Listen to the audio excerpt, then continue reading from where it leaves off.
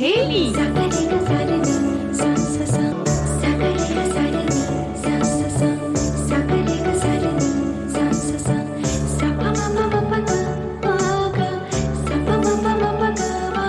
सखी सहेली।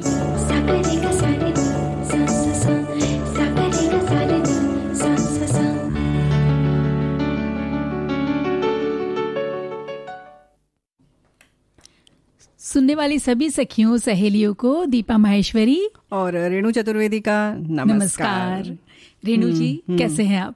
बस बढ़िया है। और जब सखियों से मिल लेते हैं तो जाहिर है कि जो कुछ भी थोड़ी बहुत दिक्कत होती है वो तो अपने आप किनारे हो जाती है। भाई सखियां इंतजार करती हैं शुभ दोपहरी करके, जब जिस तरह से हमारे श्रोता इंतजार करते हैं और हमारा अभिवादन करते हैं तो वाकई मजा आ जाता है ना जी। और ये 1 घंटा ऐसा नहीं लगता ये हमारा है, यहाँ हम अपनी बातें करेंगे, खूब सारी जानकारियां भी एक दूसरे के साथ साझा करेंगे, गाने भी सुनेंगे। बिल्कुल बिल्कुल।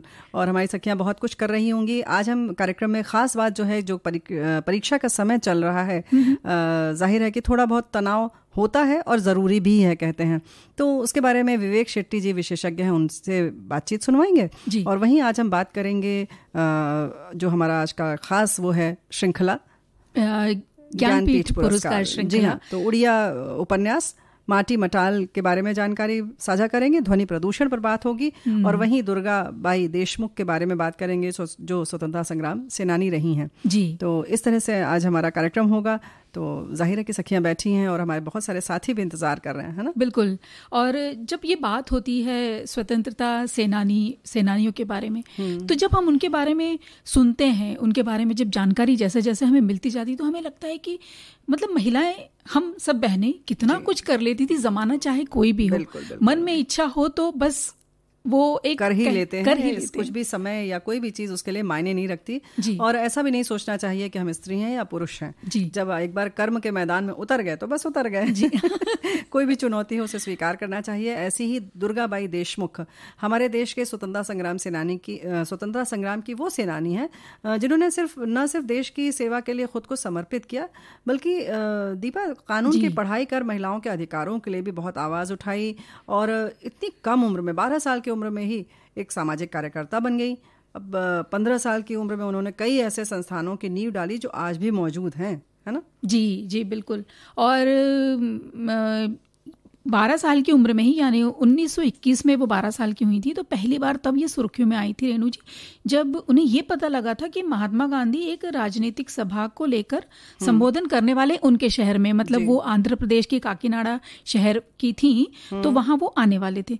जब उन्हें ये पता चला तो उन्होंने अपने वहां के जो आयोजक थे उस सभा के, उनसे उन्होंने कहा कि क्या आग्रह किया कि क्या गांधी जी कुछ समय निकालकर यहाँ की महिलाओं को संबोधित कर सकते हैं, क्योंकि वो चाहती थी कि महिलाओं से वो बात करें, क्योंकि वहाँ की जो महिलाओं की सामाजिक स्थिति थी वो कुछ खास अच्छी नहीं थी, विशेष ठीक नहीं थी। तो उनकी बहुत इच्छा थी कि जब गांधी जी आए तो हम इन सब भी महिलाओं से बात करें।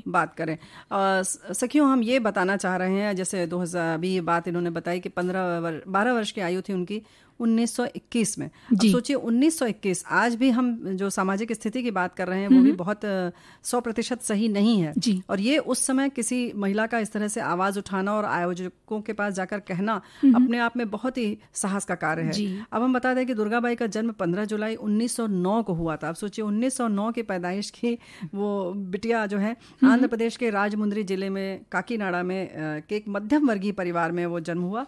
तो इस तरह से उस जमाने की स्त्री का इस तरह से आगे आना बहुत बड़ी बात है। अब जाहिर है कि जब आयोजकों ने देखा तो उन्होंने बड़ा मजाक उड़ाया, मतलब जाहिर है उन्हें बड़ा आश्चर्य लग रहा था कि ये तो कुछ ऐसे ही खिलवाड़ करने आई है, लेकिन उन्होंने फिर मजाक उड़ाने के लिए कहा कि अगर वो उपहार के रूप में देने के लिए 5,000 रुपए जमा कर सकें तब वो मिल सकती हैं। अब दुर्गाबाई ने 1 हफ्ते के भीतर इतनी बड़ी रकम इकट्ठा कर ली, और दुर्गाबाई ने जब इस बारे में आयोजकों को बताया तब वो चौंक गए, और उन्होंने कहा कि गांधी जी के पास तो अलग से 1 मिनट भी नहीं है। लेकिन दुर्गाबाई टस से मस नहीं हुई और उन्होंने आखिरकार आयोजकों को उनका वादा निभाने के लिए मजबूर कर दिया। बहुत बड़ी बात है। जाहिर है कि जिसने इतनी कम समय में 5,000 रुपए, उस जमाने का 5,000 मतलब बहुत बड़ी रकम थी, छोटी रकम नहीं है, इकट्ठा कर लिया, तो जाहिर है कि इसी से समझ जाना चाहिए था कि वो अपने जो भी निर्णय है, जो भी बात है, उससे वो टस से मस होने वाली नहीं है। यानी कि बहुत प्रबल व्यक्तित्व वाली महिला थी जी। और कार्यक्रम का जब आयोजन उनके स्कूल में ही हुआ, वहां पर गांधी जी आए, उन्होंने महिलाओं से आधे घंटे तक बातचीत करी, मतलब उन्हें संबोधित किया और गांधी जी के पास ही वो खड़ी रहीं। और जब वो गांधी जी जो भाषण दे रहे थे ना महिलाओं के लिए, उन्होंने तेलुगु भाषा में अनुवाद किया जिन्हें हिंदी नहीं आती थी। क्या बात है। और इस तरह से जिसको कहते हैं कि टाइम लाइन ट्रांसलेशन जो होता है वो बहुत मुश्किल होता है जी। अगर हम अनुवाद अलग तरह से करते हैं तो उसमें आपको खूब इफरात समय होता है, लेकिन इस तरह से तुरंत के तुरंत कोई बोल रहा हो और आप जैसे बोल रहे हो, इसको टाइम लाइन ट्रांसलेशन कहते हैं, बड़ा मुश्किल होता है। वैसे भी इसे द्विभाषिया भी कहते हैं। और इस बात से गांधी जी उस जमाने की बात है कि इतने प्रभावित हो गए कि उन्होंने आंध्र प्रदेश के उनके दौरे पर दुर्गाबाई को द्विभाषी के रूप में अपने साथ चलने के लिए कहा। ये वो समय था कि जब अंग्रेजों के खिलाफ असहयोग आंदोलन अपने चरम पर था और गांधी जी के साथ चलने पर उनकी गिरफ्तारी भी हो सकती थी, जेल भी जा सकते थे वो। लेकिन इन बातों का दुर्गाबाई पर कोई भी फर्क मतलब असर ही नहीं पड़ा। इसके बाद वो कांग्रेस और स्वतंत्रता संग्राम की कई मुहिमों का हिस्सा बन गई जी। और ये जो पहली मुहिम जो थी उनकी, उसके बाद राष्ट्रीय भावना से वो इतनी ओतप्रोत हो गई कि जब वापस लौटी तो अपने स्कूल को छोड़कर अंग्रेजों से ने जो स्थापित किए थे स्कूल अंग्रेजी माध्यम वाले, उनके खिलाफ उन्होंने परचम लहरा दिया। फिर उन्होंने हिंदी भाषा में शिक्षा को बढ़ावा देने के लिए वहाँ की बालिकाओं के लिए, लड़कियों के लिए बालिका पाठशाला मतलब एक हिंदी कन्या विद्यालय उन्होंने खोला जी। और उन्होंने ऐसे समय में स्कूल चलाया जबकि वो खुद भी मतलब उनकी उम्र भी स्कूल में ही पढ़ने की थी। बताओ कितनी बड़ी बात है। और जैसे कि हमने पहले भी कहा कि बहुत मध्यम वर्गीय परिवार में आपका जन्म हुआ था और 2 बच्चों में वो बड़ी थी। परिवार के सीमित संसाधनों के बावजूद उनके पिता समाज सेवा करते थे, जिसका जाहिर है कि उनके पर भी इसका असर पड़ा। और उस समय के रीति रिवाज के अनुसार दुर्गाबाई का विवाह 8 वर्ष की उम्र में ही एक जमींदार के लड़के से कर दिया गया। अब जाहिर है कि उस समय विवाह के बाद लड़कियां एक उम्र तक अपने माता पिता के घर में ही रहती थीं, बाद में अपने ससुराल जाती थीं। लेकिन जब दुर्गाबाई उस समय उस उम्र पर पहुंची जिस समय उन्हें ससुराल जाना था, वो उस समय रीति रिवाजों को चुनौती देने लगी थीं और समाज सुधार के बारे में सोचने लगी थीं। 15 वर्ष की उम्र में वे वैवाहिक बंधन से मुक्त हो गईं। जी, ये भी देखिए कितनी बड़ी बात है कि इतना बड़ा निर्णय लेना और परिवार को भी सहमत करना बहुत बड़ी बात है। और अपने बाल्यकाल में ही दुर्गाबाई ने न्याय के प्रति चेतना जाग चुकी थी। उन्होंने महिलाओं के अधिकारों के लिए तो लड़ने की ठान ही ली थी। 1930 में अवज्ञा आंदोलन के दौरान उन्होंने गांधी जी के नमक सत्याग्रह के लिए महिला सत्याग्रहियों को जमा कर लिया और इसको लेकर अंग्रेजों ने उन्हें गिरफ्तार करके 3 साल के लिए जेल भेज दिया। और जेल से छूटते ही दुर्गाबाई ने तय कर लिया कि वो कानून की पढ़ाई करेंगी और उन लोगों की मुफ्त में कानूनी मदद करेंगी जिन्हें गलत तरीके से जेल में डाला गया। अब इसके लिए उन्होंने आंध्र प्रदेश विश्वविद्यालय में कानून की पढ़ाई की और महिलाओं के लिए हॉस्टल भी खुलवाया। किस तरीके से पहली बार इस तरह से जो इन्होंने काम किया वो अपने आप में मिसाल है जी। और 1942 में एक मशहूर आपराधिक वकील बन गई थी जी। और 1946 में दुर्गाबाई को संविधान सभा में नियुक्त किया गया और 389 सदस्यीय संविधान सभा में तब 15 महिलाएं थीं। एक तरफ जहां बड़े बड़े विद्वान भारतीय संविधान रचना में लगे थे, वहीं दुर्गाबाई हिंदू कोड विधेयक के तहत संपत्ति में महिलाओं के अधिकारों को लेकर के वहां से लेकर न्यायपालिका की स्वायत्तता और बहुत सारे विषयों पर चर्चा कर रही थी। ये बहुत बड़ी बात है। 1950 में फिर दुर्गाबाई को योजना आयोग का सदस्य मनोनीत किया गया और वो आयोग की एकमात्र महिला सदस्य थीं। 1953 में उन्होंने चिंतामण देशमुख से शादी की, जो भारतीय रिजर्व बैंक के पहले भारतीय गवर्नर थे जी। 1975 में भारत सरकार ने उन्हें पद्म विभूषण सम्मान से नवाजा और 1981 में दुर्गाबाई जी ने अलविदा कह दिया सबको। उन्होंने अपने पीछे संस्थानों की एक ऐसी विरासत छोड़ी रेणु जी, जो आज भी हर साल हजारों लोगों को शिक्षा और स्वास्थ्य सेवाएं दे रही है। बिल्कुल। आंध्र विश्वविद्यालय जहां उन्होंने लड़कियों के लिए हॉस्टल शुरू किया था, तो उन्होंने जाहिर है कि अपने एक विभाग का नाम दुर्गाबाई के नाम पर रखा है, जिसे doctor Durgabai Deshmukh centre for women studies कहा जाता है। ऐसे उन्होंने बहुत सारे काम किए जो पहली बार किए गए थे, जैसे हॉस्टल की बात हो या उन्होंने सामाजिक न्याय की बात की। 5 दिन के अंदर 5,000 रुपये इकट्ठा कर लेना अपने आप में बहुत बेमिसाल काम उन्होंने किए। उन्हें हम शत नमन करते हैं। देश के लिए हम सब यूं ही जज्बा हमारा बना रहे, हमेशा नतमस्तक रहें और जब भी ज़रूरत पड़े तो हम अपना काम और देश के लिए आन बान की बात आए तो हम जी जान से जुट जाएं। ये हम बराबर हमें संकल्प लेते रहना चाहिए और कोई भी मौका है तो छोड़ना नहीं चाहिए।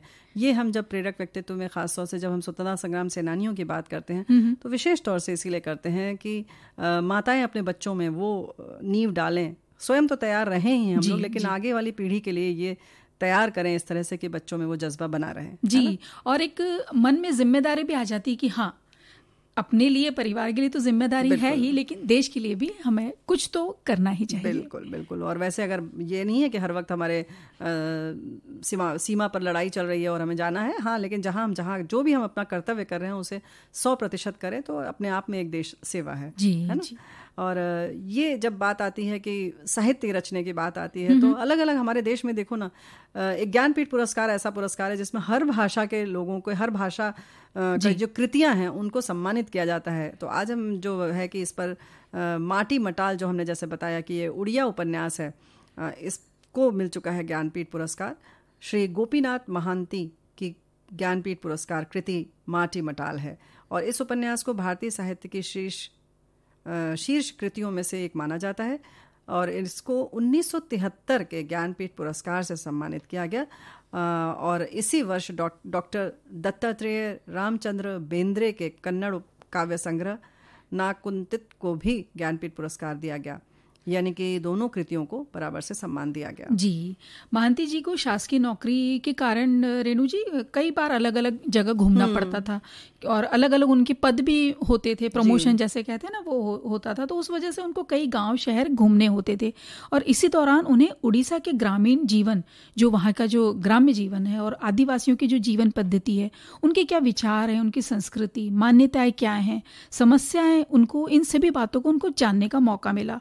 या यूं कहिए कि उन्होंने स्वयं देखा भोगा है। बिल्कुल, यानी पास से देखा। जी, और इन्हीं अनुभवों को उन्होंने अपनी इस उपन्यास माटी मटेल में, जैसे कहिए ना, पूरा अनुभव उसमें उतार दिया। बिल्कुल।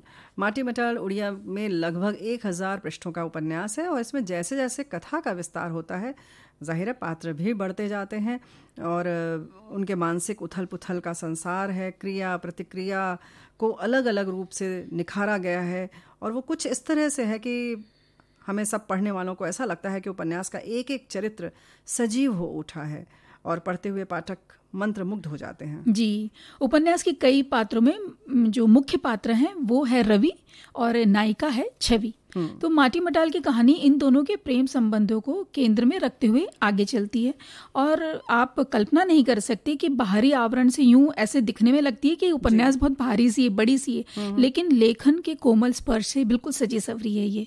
जब रवि और छवि का लाज से ढका इनका ये जो प्रेम है, बहुत संघर्षों को देखता है, विडंबनाओं और अपवादों को झेलता हुआ जब विवाह में तब्दील होता है तो जीवन के सहज, तब लगता है कि जीवन जैसे सहज संगीत सा आनंद दे रहा है। बिल्कुल। और कहानी में बहुत इसी तरह से मोड़ आते हैं, घुमाव आते हैं। विवाह उपरांत ही दोनों की प्राथमिकताएं बदल जाती हैं, जैसा कि अक्सर होता है, पर यूं कहें कि लेखनी की मधुरता बनी रहती है। ऐसा नहीं लगता कि यहाँ पे भी कुछ बड़ा संघर्षता दिखाई दे रहा है।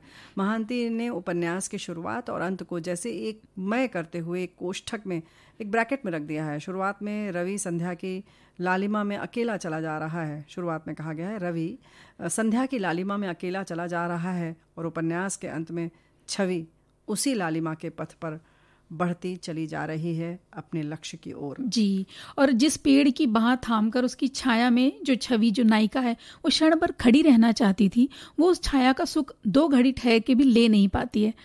फिर पीछे से उसकी सखी की आवाज़ सुनाई देती है जो कहती है, पगली कहाँ रुक गई, देख ना कितना लंबा रास्ता है और तुझे किस महान लक्ष्य तक पहुंचना है।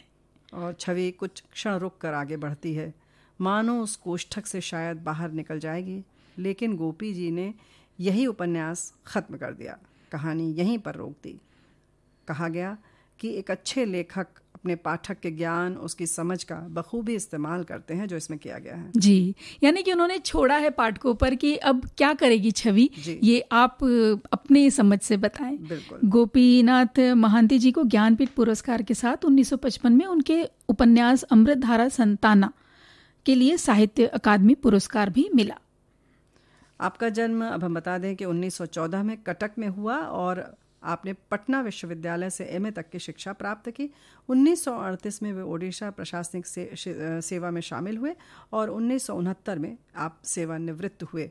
आप उत्कल विश्वविद्यालय में अंग्रेजी विभाग के प्रमुख भी रहे। जी, और 1986 में उन्होंने सामाजिक विज्ञान के सहायक प्रोफेसर के रूप में संयुक्त राज्य अमेरिका में सेंट जोस स्टेट यूनिवर्सिटी में प्रवेश लिया और 1991 को सैन जोस कैलिफोर्निया में आप हमेशा के लिए हम सबको उन्होंने विदा कह दिया। साहित्य जगत में उनके विशिष्ट योगदान के लिए उन्हें पद्म भूषण से भी सम्मानित किया गया। माटी मटाल के साथ उन्होंने मन गहिरारा, चासा, दादी बुद्ध, पराजा जैसे उपन्यास लिखे। इसके अलावा लघु कथाओं के इस 10 संग्रह, 3 नाटक और 2 जीवनी भी आपने लिखी। तो हम तो यही कहेंगे आपसे कि बहुत इनकी जो भी भाषा अगर आपके समझ में आए तो आप ज़रूर इसे पढ़ें और इसका पूरा आनंद लें। जिस तरह से अभी रवि और छवि की बात चल रही है, एक तो बड़ा रिदमिक सा शब्द है रवि छवि, और जिस तरह से इसमें बताया जा रहा है कि जिस तरह से शुरुआत की है अंत भी उसी तरह का लालित्यपूर्ण है, तो वाकई बड़ा खूबसूरत लिखा होगा ज़रूर। तो कोशिश करें कि आप किताबें पढ़ें। और हम बता दें आपको कि 3:30 पर हम कोशिश करेंगे कि विवेक शेट्टी जो प्रेरक वक्ता हैं यानी कि प्रेरणा देने के लिए बातें करते हैं, उनकी बातचीत हम जरूर सुनेंगे अभी 3:30 पर जी। वहीं पर एक बात और बता दें दीपा कि कल हम आज प्रेरक की बात चल रही है कि जाहिर है कि हम चाहते हैं कि बच्चे तनाव मुक्त रहें जी। तो कल सखी सहेली में हम कोशिश करेंगे कि तनाव मुक्त रहने के लिए एक छोटा सा आप लोगों को अभ्यास करवाएंगे। तो आप सब हल्के कपड़े पहनकर यानी थोड़े ढीले ढीले आराम वाले कपड़े पहनकर तैयार रहिएगा, और ज़रूरत पड़े तो आप लिख भी लीजिएगा कि किस तरह से आप अपने बच्चों को एक प्रक्रिया के माध्यम से तनाव मुक्त कर सकते हैं, और केवल बच्चों को नहीं, खुद भी। और ये तो एक बड़ा रोमांच दे मतलब एक्साइटमेंट हो रहा है कि हाँ कल ढीले कपड़े पहनने के लिए क्यों कह रही है रेणु जी। जइयो कहाँ पे हुजूर, क्या बात है। लग रहा था ना कि कहीं हाँ शायद कहीं पेड़ पौधे होंगे खेत खलियान में ये गाना केवल गाने से लग रहा है। भाई होता भी है, और कुछ इस तरीके की जब थोड़ी सी भी स्थानीय भाषा या बोली आ जाती है तो बड़ी मिठास सी आ जाती है ना। जी बिल्कुल। और इसलिए हम चाहते हैं कि हम क्या चाहते हैं, सभी चाहते हैं कि हम खुले वातावरण में रहें और तरोताज़ा हवा लेते रहें, तो हमारी उम्र भी बढ़े। और कहीं हम ऐसा हो कि हम कुछ लोग ये भी चाहते हैं कि उम्र तो बढ़े ही, लेकिन जब तक की उम्र है और जितनी उम्र है उससे 10 साल कम ही दिखे तो अच्छा है ना। यानी कि चेहरे से हम दिखाई ना दे कि हम कितनी उम्र के हैं ना। सच बात लेकिन रेणु जी कुछ ऐसी हम लोगों की आदतें मतलब हो गई हैं, जैसे जैसे जीवन शैली बदलती जा रही है ना, तो कुछ आदतें हमारे अंदर ऐसी बैठ गई हैं कि उन्हें हटाना या उनसे निवारण पाना मुश्किल लगता है। बस मुश्किल ही है ना, संभव तो नहीं है। तो जाहिर है कि बहुत सारी ऐसी हमारी आदतें हैं जिनकी वजह से हम बहुत जल्दी ही उम्रदार दिखने लगते हैं, या जो हमारी उम्र है उससे भी ज्यादा दिखने लगते हैं। उसमें सबसे बड़ी एक आदत है जैसे कि हम लगातार बैठे रहना। हो सकता है कि आपकी नौकरी की मजबूरी हो या कोई भी आपका व्यवसाय है उसमें आपकी बाध्यता हो बैठना, लेकिन फिर भी कुछ समय निकालकर उसमें से आप थोड़ी चहल पहल इधर उधर कर सकते हैं, है ना। जैसे आप कह रही हैं कि भाई अगर नौकरी या ऐसा काम है, आपका बिजनेस कुछ ऐसा है कि जिसमें बैठना रहना पड़ता है, तो आप बीच बीच में उठ जाएं, थोड़ा सा चहलकदमी कर ले वहीं पर जहां पर आप हैं, थोड़ा सा स्ट्रेच कर ले, अपनी हाथ पैर थोड़े खींच ले, खिंचाव कर ले, तो ये भी आपको स्फूर्ति भी दे देता है। और एक कहता है ना कि थोड़ा सा तरोताजगी आ जाती है, जो आपके जोड़ होते हैं वो खुल जाते हैं, रक्त संचार एक हो जाता है, उसमें थोड़ी सी तब्दीली आ जाती है, थोड़ा सा बढ़ जाता है। अगर नहीं होगा तो क्या होगा कि हमारे शरीर का रक्तचाप भी थोड़ा थोड़ा बढ़ता रहना चाहिए बीच में, नहीं तो एक उसमें गति में, इसीलिए कहते हैं एक्सरसाइज आदि करनी चाहिए। नहीं तो क्या होता है कि फिर आपका हृदय कमजोर होता जाता है, और धीरे धीरे जाहिर है कि आप समझ रहे हैं कि अगर हृदय कमजोर हो जाएगा तो हृदय रोग का खतरा बढ़ जाएगा। तो जाहिर है कि जो भी आपके जमीन पर बैठे रहने, जैसे आपका कपड़ों की दुकान है पुराने ढंग की है तो आप जमीन पर बैठे रहते हैं पूरे दिन, तो आप लेकिन उसमें भी थोड़ी कोशिश करें कि पानी जैसे है तो आप दूर रखें उसको, तो पानी पीने के बहाने आप थोड़ा उठेंगे। वैसे भी बाथरूम वगैरह जाना है तो आपको उठना ही है, लेकिन फिर भी पानी बहाने उठें। फिर कुछ और आप जाइए, कुछ घर जाके खाना खाकर आइए, थोड़ा पैदल चल लीजिए बीच में उठकर, कुछ इस तरीके का आपको आदत बदलनी होगी। और एक और जो कारण की जो हम बात कर रहे हैं कि सोने का तरीका भी एक बड़ा कारण है। अब लगेगा यूं कि भाई सोने के तरीके से उम्र बढ़ने का क्या लेना देना, लेकिन जब बहुत से लोगों की आदत होती है पेट के बल सो जाते हैं, उसमें क्या होता है कि आप बिल्कुल गलत, ये तरीका ही वैसे तो देखा जाए तो बिल्कुल गलत है, और ऐसे में आपका चेहरा, अगर आप पेट के बल सोएंगे तो चेहरा आपका आ जाएगा तकिए के ऊपर, और फिर धीरे धीरे ये चेहरे पे झुर्रियां बढ़ाने लगती है। हमें एहसास नहीं होता, लेकिन ये सच है, ये शोध भी हुए हैं कि इस तरीके से नहीं सोना चाहिए। जैसे हम छोटे बच्चे के लिए तो कहते हैं कि भाई इसे उल्टा सुलाओ तो ये बहुत अच्छे से सोएगा बच्चा, लेकिन बड़ों को इस तरह से नहीं सोना चाहिए। नहीं सोना चाहिए, इससे पाचन नहीं होता है। बल्कि आप ऐसे कोशिश करें कि बाईं करवट सोएं, यानी कि आपका बायां कान नीचे हो और इस तरह से सोएं। अगर आपको करवट लेकर सोना है तो आपका पाचन ठीक रहेगा। और जब पाचन अव्यवस्थित होता है पेट के बल सोने से, तो जाहिर है कि आप में बाकी जो त्वचा संबंधी दोष हैं वो दिखाई देते हैं और फिर आपकी उम्र बढ़ती हुई दिखती है। इसी तरह से धूप में रहना, सुबह की धूप बहुत अच्छी होती है, धूप में रहें ज़रूर, लेकिन उस समय तक ही रहें जितने तक कि आपके त्वचा पे उसका असर ना आए। त्वचा पर अगर असर आ रहा है तो ना निकले, और निकलना भी है तो सूती कपड़ा पूरी बाह का, पूरे कपड़े बदन को ढककर और वैसे निकलें। और कोशिश करें कि चेहरे के लिए भी आप टोपी लगा लें या किसी तरह से उसको भी लपेट लें और तब धूप में निकलें। बिल्कुल बिल्कुल। और साथ में खाने की आदतें, ये तो हम कई बार बात करते हैं कि खाने की आदतों से कितने स्वास्थ्य पे इसका हमें फर्क पड़ता है। और ये तरीका, इसमें एक बात है जो हम कभी सोचते नहीं कि किसी किसी को आदत होती है बड़े बड़े कौर खा लेते हैं। हाँ, वो तो क्या उससे एक्सरसाइज नहीं हो जाती चेहरे की? उससे जो चेहरे के मांसपेशियां उसमें बहुत ज्यादा खिंचाव आता है रेणु जी, और कहते हैं कि इससे भी झुर्रियां धीरे धीरे चेहरे पे पड़ने लगती है। और तो इसीलिए ये तो बहुत बड़ी बात है। तो अब जो बड़े बड़े कौर खाते होंगे तो अब शायद वो आज से छोटा छोटा कौर लेने लगे और धीमे धीमे खाएं। जी, वैसे भी कहते हैं कि खूब धीरे धीरे, खूब अच्छी तरह से चबा चबा कर खाना चाहिए, क्योंकि मुंह में जो लार निकलती है वो हमारे पाचन में बहुत सहायक होती है। वो पूरा उसको उसमें, क्योंकि आप ये ना सोचें कि पेट में जब खाना जाता है तभी पचता है। पचने की प्रक्रिया जो है हमारे मुंह से ही शुरू हो जाती है। आहार नली में जब जाती है उसके पहले से ही, तो वो जो लार निकलती है वो भी बहुत ज़रूरत की चीज़ है। ऐसा नहीं है कि वो ऐसे ही निकलती है। तो इसलिए इस बात का ख्याल रखें, खूब अच्छी तरह से चबाएं। बल्कि पहले तो कहते थे कि 32 या 34 बार उसको चबाएं आप गिनती करके, तो उसमें एक अलग ढंग की मिठास भी आ जाती है। रोटी अगर केवल सादी भी आप खा रहे हैं तो इन सब का मज़ा लीजिए और इस तरह से चबाइए तो अच्छा रहेगा, झुर्रियाँ नहीं पड़ेंगी। और इसी तरह से शरबत या अगर कोई ठंडा पेय पीने की आदत है तो वो अगर स्ट्रॉ से पीते हैं ना, तो वो भी सही नहीं है। सही नहीं है, बिल्कुल जी। उसमें भी खिंचाव होता है। और अगर आपको बहुत शौक है कि आप कोई, जैसे आपको गन्ने का रस पीने का बहुत शौक है, तो उसको ग्लास में ले लें और ग्लास से ही पीजिए, उसके साथ में स्ट्रॉ न लीजिए। ये होठ के आसपास की मांसपेशियों में बहुत खिंचाव देता है और फिर हमारे मुंह के आसपास धीरे धीरे झुर्रियां बढ़ाने लगता है। ये पूरी तरह से झुर्री पर शोध करके आई हैं दीपा। और इसी तरह से ये हम ये भी बता दें कि स्क्रीन के सामने, यानी कि जब हम टेलीविजन देखते हैं या किसी भी स्क्रीन के सामने बहुत देर तक न देखें। इसके बाद इसी तरह से मोबाइल का जब हम प्रयोग करते हैं तो सिर झुकाकर बैठते हैं, वो बहुत गड़बड़ है। सिर नीचे रहने के कारण गर्दन में तनाव हो जाता है, झुक जाती है, रीढ़ की हड्डी पे खिंचाव होता है। आप सब इस तरीके का जो समस्या वो ज़रूर देखते होंगे। और जाहिर है कि इन सब से ऊपर है चिंता करना, और चिंता बिल्कुल नहीं करना चाहिए। तो मस्त रहें और खुश रहें और खूब अच्छी नींद सोएं। और बाकी जो तनाव की बात है, तो जो बच्चे तनाव देते हैं, बच्चे नहीं देते हैं, हम खुद ही ले लेते हैं जी। और अब हम क्या करें, ये एक बातचीत सुनवाएं जो विवेक शेट्टी से बातचीत कर रही हैं। प्रेरक वक्ता हैं ये जो विवेक शेट्टी, इनसे निरुपमा श्रीवास्तव ने बातचीत की है। तो चलिए सुनते हैं।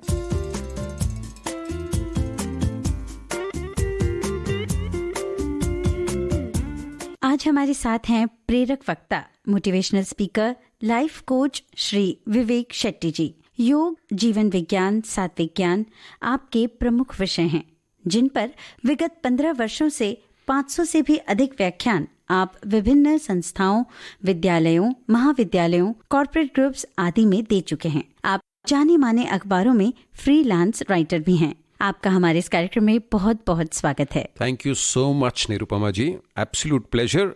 आपके इस कार्यक्रम में मैं आज आया हूँ, बड़ी खुशी हो रही है। Thank you so much. तो सर, जीवन में बहुत सारी मुश्किलें हैं और अब जब परीक्षाएं आ गई हैं तो बच्चों पर इसका दबाव बहुत ज्यादा रहता है जी। और देखा गया है कि बच्चों से ज्यादा माता पिता पर भी इसका दबाव बहुत रहता है जी। तो ये जो दबाव है, इसका सामना कैसे किया जाए, ये आप हमें बताएं। जी बिल्कुल निरुपमा जी, सबसे पहले आपने बहुत अच्छा सवाल किया और मेरे दृष्टिकोण में ये बहुत महत्वपूर्ण सवाल है। इस चर्चा को मैं ले जाऊंगा गोल सेटिंग पे, जिसमें हम आपको थोड़ा सा एक आइडिया देंगे कि जब आपके सामने एक लक्ष्य है, जिसको हम गोल कहते हैं इंग्लिश में, और आपको वो लक्ष्य हासिल करना है, तो गोल सेटिंग की जो प्रक्रिया है वो बड़ा महत्वपूर्ण हो जाता है। आप किस तरह की प्रोसेस इंप्लीमेंट करते हो अपने लक्ष्य को हासिल करने के लिए। तो यहां गलती हो जाती है, इसीलिए स्ट्रेस भी आ जाता है, तनाव भी बढ़ता है और रिजल्ट भी खराब आती है। तो इसका उदाहरण मैं आपको दूंगा एक सिंपल सी ओलंपिक रेस के एग्जाम्पल से जी। अभी ओलंपिक रेस में मान लीजिए रनर हुसैन बोल्ट है, who is an Olympic gold medallist, और वो 400 मीटर की रेस दौड़ रहा है ना। सर्कुलर ट्रैक होता है ओलंपिक्स में, है ना, सेमी सर्कल शेप में ट्रैक होता है। तो आपको एक पॉइंट से शुरू होके एक फिनिशिंग पॉइंट रहता है जिसको हम गोल पोस्ट कहते हैं, वहां तक पहुंचना है कम से कम समय में। जितना तेज आप दौड़ सकते हो दौड़ के वहां पहुंचना है, बाकी रनर्स को बीट करना है ना। अभी मान लीजिए जब हुसैन बोल्ट ये रेस दौड़ रहा है, ओके, उसकी एक आंख ट्रैक पे है मान लीजिए, और एक आंख जो है वो फिनिशिंग पोस्ट पे, गोल पोस्ट पे। तो ये रेस वो कभी जीत ही नहीं पाएगा। हालांकि खुदा ने उसको 2 आंखें दी हैं, वो एक ही आंख से दौड़ रहा है, एक आंख उसकी हमेशा फिनिशिंग लाइन पे लगी हुई है। इस तरह वो रेस कभी जीत ही नहीं सकता। और खुदा न खास्ता अगर वो एक हर्डल रेस रहा तो बार बार गिरेगा, गिरते गिरते शायद सबसे लास्ट कंप्लीट करेगा वो। लेकिन हुसैन बोल्ट ऐसा नहीं दौड़ता है, वो दोनों आंखें बराबर ट्रैक पे लगा के ही दौड़ता है, उसकी एक आंख भी इधर उधर नहीं होती है ना। तो इसको हम कहते हैं, एक बार आपने गोल को आइडेंटिफाई किया कि यहां आपको पहुंचना है, फिर गोल को मन से हटा दीजिए with complete intensity of involvement, जिसको हम कहते हैं योगा में, with absolute intensity of involvement, तन मन बदन से आप ट्रैक पे अपना पूरा मेहनत कीजिए, ट्रैक को कंप्लीट करने में, दौड़ने में। So that is called in yoga we say with complete intensity of involvement negotiate the path, drop the goal. Goal को भूल जाइए, otherwise you will become handicapped. You are like a runner who is running with one eye, though God has blessed you with 2 eyes. आपको 2 आंखें मिली है लेकिन आप एक आंख से दौड़ रहे हो। इसका साइंटिफिक एनालिसिस कैसे होता है? परिणाम पे आपका अगर नजर बना हुआ है हर टाइम 24 घंटे 365 डेज जी, तो आप पूरा जीवन भविष्य में जी रहे हो। बिल्कुल, है ना। भविष्य को जन्म कौन देता है? वर्तमान। और वर्तमान इज लाइक द मदर, माँ है जी, भविष्य बच्चा है। आप एक अगर हेल्दी बच्चा चाहते हो जो स्वस्थ रहे, तो सबसे पहले आपको मदर के हेल्थ पे ध्यान देना पड़ेगा। बिल्कुल। आप वर्तमान को भूल जाते हो, बोलते हो मदर को भूल जाइए आप, वो क्या खाना खाती है, कब खाती है, कितना सोती है, कितना एक्सरसाइज करती है, सब भूल जाइए, सिर्फ भविष्य पे ध्यान दीजिए। बच्चा बहुत स्वस्थ पैदा होगा। कैसे पैदा होगा? बिल्कुल सही कहा आपने। वर्तमान जो है वो जन्म देता है भविष्य को। तो एक बार आपने गोल को आइडेंटिफाई किया, भविष्य में रहना भूल जाइए आप जब भविष्य में ही बने रहोगे तो वर्तमान आपका बिखर जाए, और वर्तमान अगर बिखर गया तो भविष्य को स्वस्थ बनाने का ख्याल ही सिर्फ रहेगा आपके मन में, वो स्वस्थ कभी बनेगा नहीं। So this is the process of goal setting. तो मतलब हमारे जो विद्यार्थी हैं जो हमें सुन रहे हैं, उन्हें इस पर ध्यान नहीं देना चाहिए कि मेरा रिजल्ट क्या होगा। उन्हें ये ध्यान देना चाहिए कि मैं क्या पढ़ रहा हूँ और मुझे क्या पढ़ना है, मेरी कंसंट्रेशन उस विषय पे है कि नहीं है। बिल्कुल। हमारी एजुकेशन सिस्टम और सोसाइटल सिस्टम की एक और समस्या ये है निरुपमा जी कि माँ बाप, टीचर्स, सब लोग कहते हैं कंसंट्रेट कीजिए, फोकस कीजिए, ध्यान दीजिए, ये कीजिए, वो कीजिए। कोई ये नहीं सिखाता कि कंसंट्रेट कैसे किया जाता है, फोकस कैसे किया जाता है। मुझे याद है जब मैं स्कूल कॉलेज कर रहा था, 20 साल गुजर गए, 15 साल स्कूल में, फिर 5 साल कॉलेज में, उसके बाद फिर पोस्ट ग्रेजुएशन जो भी आप करोगे। एक क्लासरूम में एक लेक्चर आज तक मुझे याद नहीं है जहां किसी टीचर ने मुझे यह बताया हो कि कंसंट्रेट कैसे किया जाता है, फोकस कैसे किया जाता है। हालांकि हर टीचर ये जरूर कहती है फोकस कीजिए, कंसंट्रेट कीजिए, ध्यान इधर उधर भटकने मत दीजिए, पूरा ध्यान विषय पे रखिए, ये तो वो लोग कह देते हैं। लेकिन फोकस कैसे किया जाए? बिल्कुल। तो यही सवाल आज हम आपसे करना चाहेंगे। अगर आप हमारे जो विद्यार्थी हैं, और ये तो सभी के लिए बेहद जरूरी है कि फोकस कैसे किया जाए। जी, फोकस और कंसंट्रेशन अगर आप सीख जाओ तो बाकी लोग जो 4 घंटे में कर लेंगे वो शायद आप आधे 1 घंटे में कर लोगे, और उतने समय में करके आपकी याददाश्त उसके बारे में बहुत बहुत तेज रहेगी। मतलब आप कभी वो विषय को भूलोगे नहीं अगर आप कंसंट्रेशन और फोकस से उस विषय को पढ़े। सबसे पहले कंसंट्रेशन और फोकस की परिभाषा हम समझते हैं। मैं जब कंसंट्रेशन शब्द का प्रयोग कर रहा हूं या फोकस शब्द का प्रयोग कर रहा हूं, उस शब्द का मेरे मन में अर्थ क्या है और आपके मन में अर्थ क्या है, इसको पहले समझ लेते हैं। तो कंसंट्रेशन समझाने के लिए मैं आपको एक सिंपल एग्जांपल देता हूं। मान लीजिए फॉर्मूला 1 रेसिंग रैली हो रही है, फॉर्मूला 1 कार्स की, और आप एक निरुपमा जी एक फॉर्मूला 1 रेसिंग ड्राइवर है मान लीजिए, हाँ जी, 200, 300, 400 किलोमीटर पर आवर की गति से गाड़ी चला रही हैं आप ट्रैक पे, रेसिंग ट्रैक पे, और आपको फॉर्मूला 1 रेसिंग जो ये कंपटीशन है वो आपको जीतना है ना। जब आप गाड़ी चला रही हैं, क्या आप ये सोच सकती हैं कि मम्मी ने खाने के लिए डिनर में क्या बनाया होगा? ये ख्याल आएगा मन में? बिल्कुल नहीं, बिल्कुल नहीं। क्यों नहीं आएगा? क्योंकि आपका पूरा ध्यान जो है उस स्पीड पे है, जहां चूके वहीं आप गए, नजर हटी दुर्घटना घटी, बिल्कुल, है ना। बिल्कुल। तो आप नजर नहीं हटा सकते हैं, इसको कंसंट्रेशन बोलते हैं, इसको फोकस बोलते हैं, है ना। जब आप बंजी जंपिंग करते हैं, अगर आप बंजी जंपिंग के लिए अगर जाते हो, बड़ी ऊंचाई से कूदना है, कूदने के बाद आप जब आपका फ्री फॉल हो रहा है नीचे, तभी आप ये तो नहीं सोच सकते कि अगले संडे पिकनिक कहाँ जाना है, नहीं सोच सकते ना। That is concentration and focus. आपको क्षण में रहना पड़ेगा, वो क्षण ही जीवन है। ओके, और हमारे देश का नाम क्या है? भारत। भारत की ये नाम कैसे पड़ा? इसका भी कंसंट्रेशन और फोकस और क्षण में रहने से बहुत गहरा संबंध है। आप पूछोगी कैसे? जी बिल्कुल। तो 26 कहानियां थी जिससे प्रेरित होकर भारत नाम इस देश को मिला, जिसमें से एक कहानी ये भी थी, द भा इन भारत स्टैंड्स फॉर भावना। भा का अर्थ है भावना, रा को लिया गया है रागा से और ता को लिया गया है ताल से। पूरी भावनाओं से रागा को समझ के ताल में रहिए। भारत। और देखिए क्या वाइब्रेशन आता है इस रूम में अगर मैं कहूं भारत, है ना। पूरी भावनाओं से रागा को समझ के ताल में रहिए।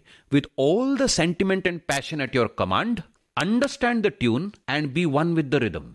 ये एक ब्यूटीफुल क्रिएटिव म्यूजिकल तरीका है कहने का कि क्षण में रहिए, ये क्षण ही जीवन है। हर एक सांस आपको एक संदेशा दे रहा है। अगर निरुपमा जी अगला सांस नहीं लेती है तो मृत्यु है, अगर आप ये सांस नहीं छोड़ती है तो वो भी मृत्यु है। बिल्कुल। हर एक सांस आपको ये संदेशा दे रहा है कि क्षण में रहने के अलावा आपके पास कोई पर्याय ही नहीं है। लेकिन हमने अपने आप को ऐसा मैनिपुलेट किया हुआ है, हमारे दिमाग को, कि हमको लगता है हम भविष्य में भी रह सकते हैं, हम अतीत में भी रह सकते हैं, और वर्तमान के अलावा हम बहुत कुछ कर सकते हैं। ये आप अपने आप को हिप्नोटाइज कर रहे हैं, ये हकीकत नहीं है। तो क्षण में रहने के लिए क्या करना चाहिए?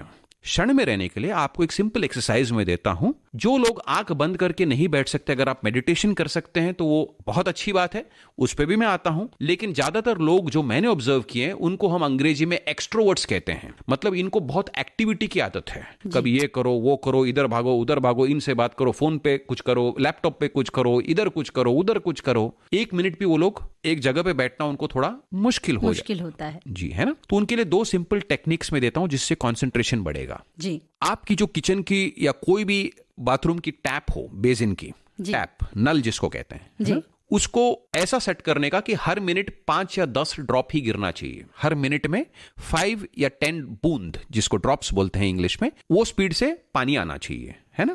5 या 10 बूंद प्रति मिनट। उस पे सेट करने के बाद जब वो बूंद टैप के टॉप से फॉर्म हो रहा है, फॉर्म होके बेसिन पे गिरता है, गिर के स्प्लैश होता है, आपकी आई की मूवमेंट उसके साथ ही रखिए। वापस नेक्स्ट बूंद आता है, वो भी पहले फॉर्म होता है, वहां पे उसकी एक रचना होती है, वो रचना होने के बाद वो धीरे से गिर जाता है, गिर जाने के बाद वो स्प्लैश हो जाता है बेसिन में। पूरी मूवमेंट को फॉलो कीजिए। इसको योग में हम धारणा बोलते हैं, maintaining concentration and focus in movement. तो इसमें ये अगर आपने 5 मिनट 10 मिनट किया, पूरा ड्रॉप को फॉलो कीजिए continuous for 5 to 10 minutes every day. फिर आपको मैं मच्छी मार्केट में भी छोड़ दूं और बोलूं यहां पढ़ाई कीजिए, आप वहां भी पढ़ाई कर लोगे।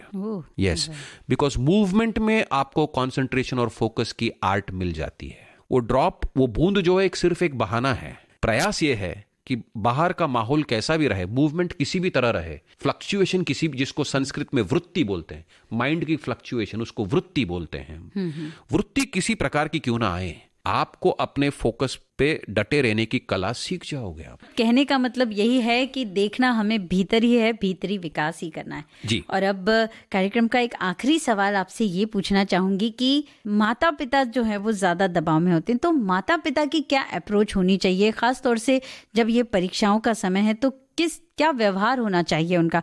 कभी कभी ज्यादा दबाव माता पिता का आ जाता है बच्चों पर, और बच्चे वो जो दबाव है, वो जो स्ट्रेस है, वो झेल नहीं पाते जी। तो क्या व्यवहार होना चाहिए माता पिता का? बहुत बढ़िया प्रश्न किया आपने, और इसका मैं उत्तर इस वाक्य से दूंगा जी कि be the gardener and not the landlord.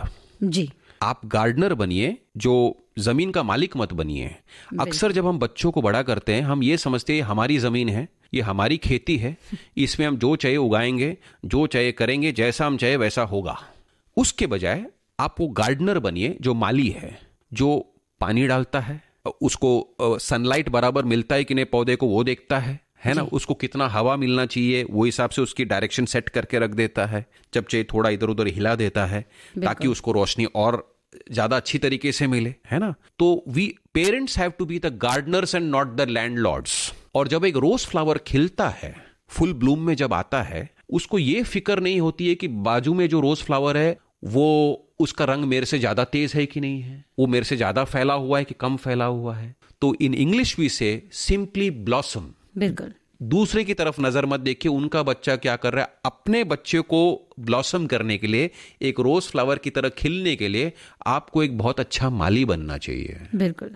आपको वातावरण का निर्माण करना चाहिए जिससे उनको एक अच्छा एजुकेशन, एक अच्छी संस्कार और मोस्ट इंपॉर्टेंटली एक हेल्दी माइंड भी मिले। बिल्कुल जी। विवेक जी, आप आए हमारे स्टूडियो में, इतनी महत्वपूर्ण जानकारी से हमें निवाजा, इसलिए आपका बहुत बहुत शुक्रिया। Thank you so much. बड़ी खुशी हुई आपसे बात करके, और उम्मीद करता हूं हम कहीं और इस प्रकार के कार्यक्रम करते रहेंगे। जरूर।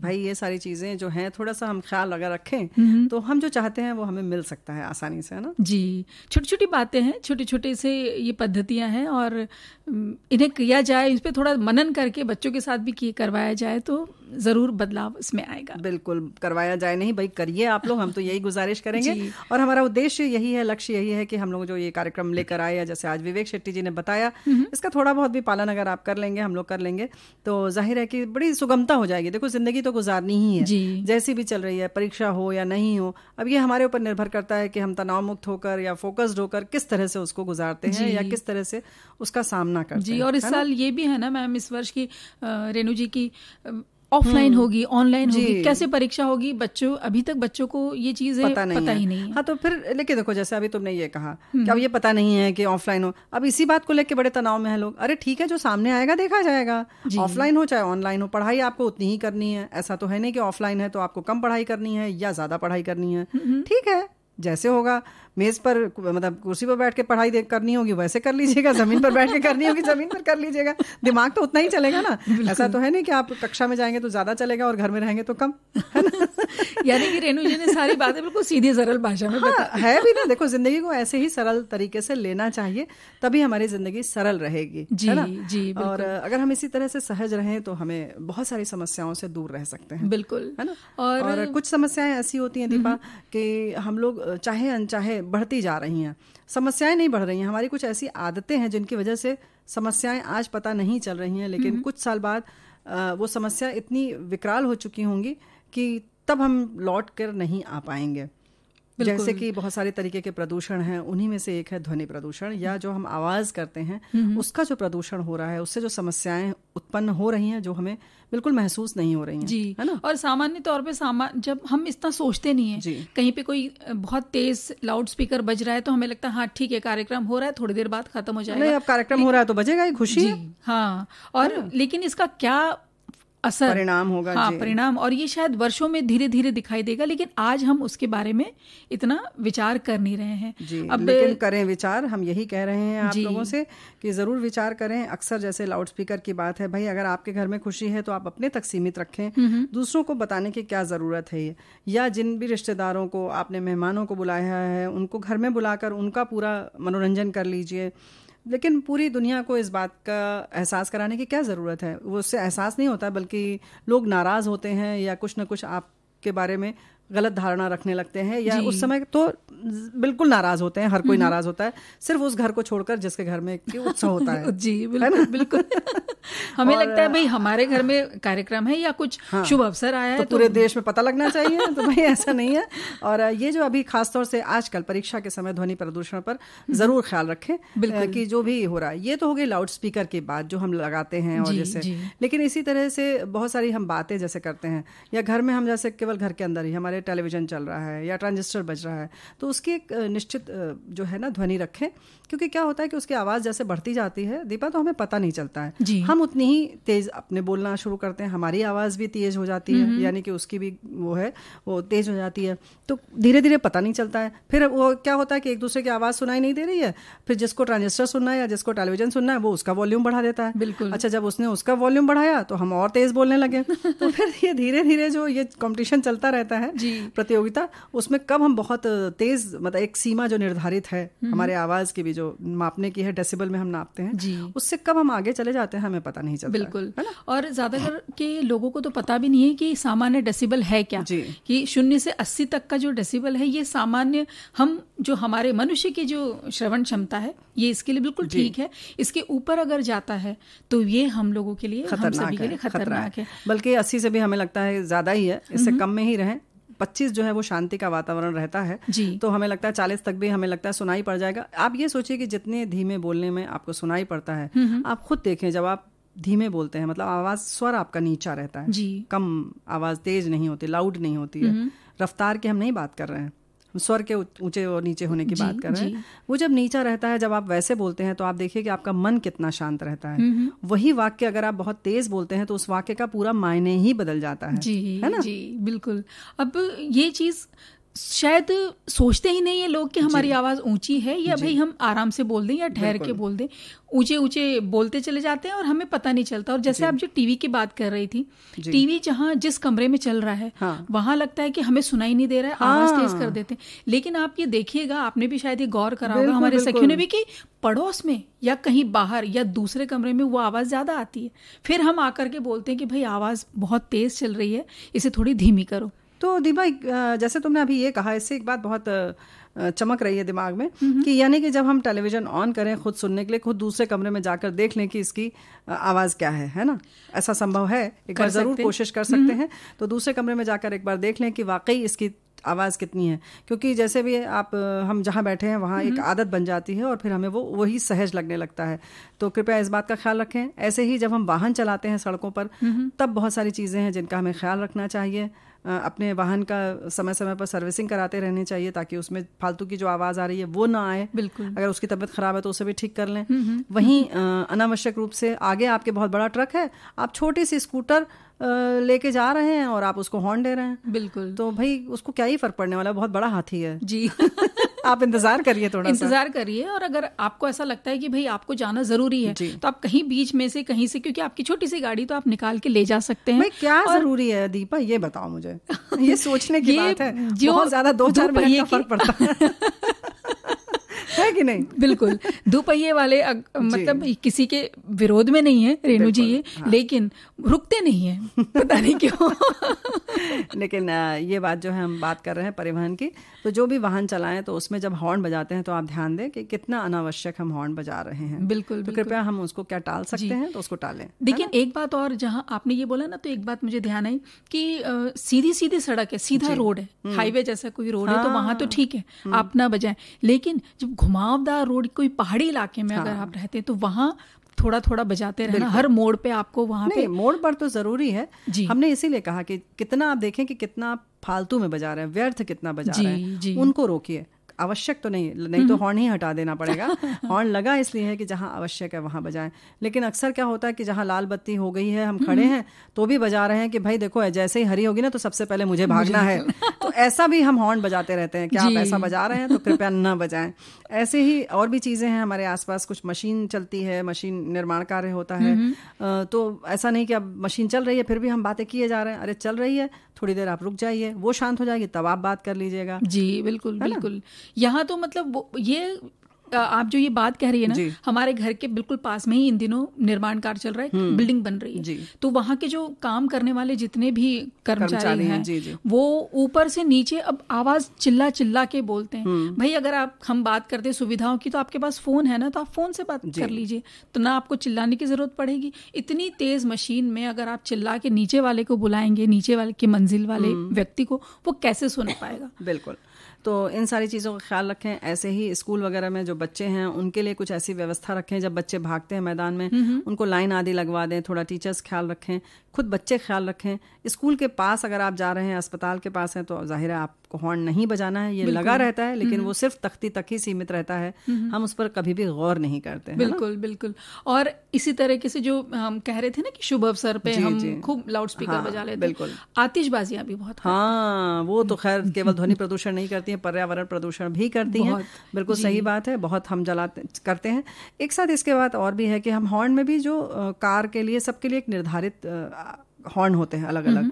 ऐसा नहीं कि ट्रक का हॉर्न आप स्कूटर में या कार में नहीं लगा सकते, लेकिन लोग लगा लेते हैं। बड़े वाहन जो होते हैं उनका अलग हॉर्न होता है, वो थोड़ा ज़्यादा तेज़ होता है क्योंकि वो बड़ी जो वाहन है वो उनका रुकना, बढ़ना, मोड़ लेना मुश्किल होता है, इसलिए उनका बहुत लाउड होता है हॉर्न। वो कभी कभी हम कार में लगा लेते हैं ताकि आगे वाले घबरा जाएं कि अच्छा पीछे से बस आ रही है और किनारे हो जाएं। कृपया ये ना करें क्योंकि इससे कभी कभी बहुत गलत फहमियाँ भी होती हैं, इससे भी कभी कभी दुर्घटना भी होती है।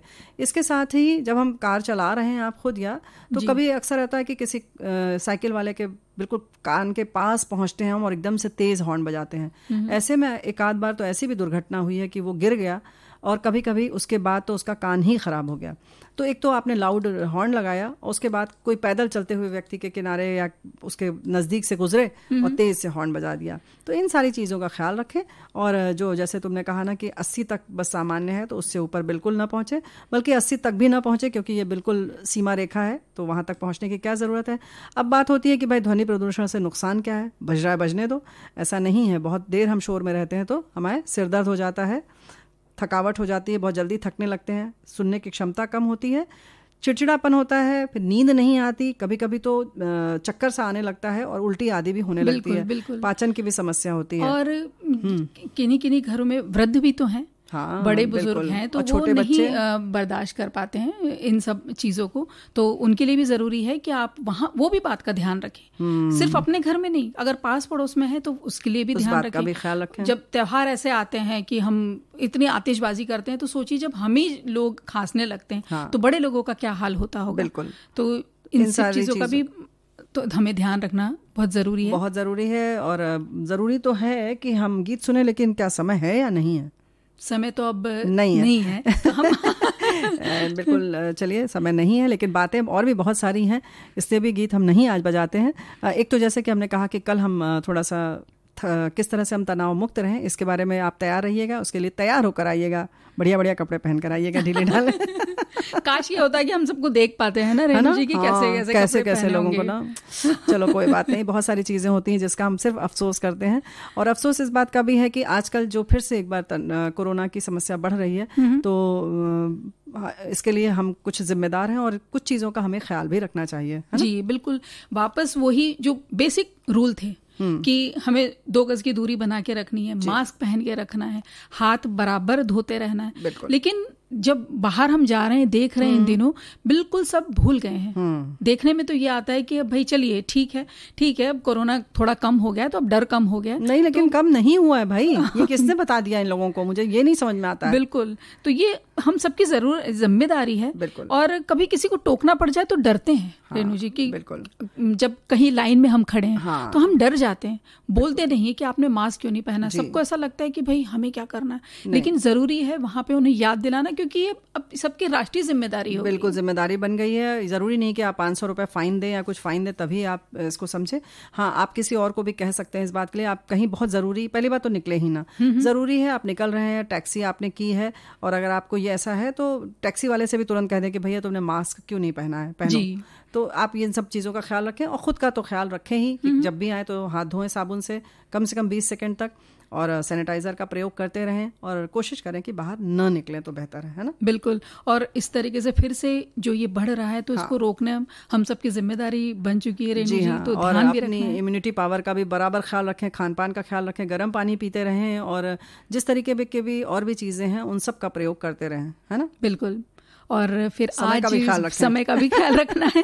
और विदा लेते हैं इस बात का वादा करते हुए कि कल कुछ अच्छी बातें आपसे फिर से साझा होंगी। तो हम फिर मुलाकात करेंगे। आज सखी सहेली से हम आपसे विदा चाहते हैं। तो रेणु चतुर्वेदी और दीपा माहेश्वरी का नमस्कार।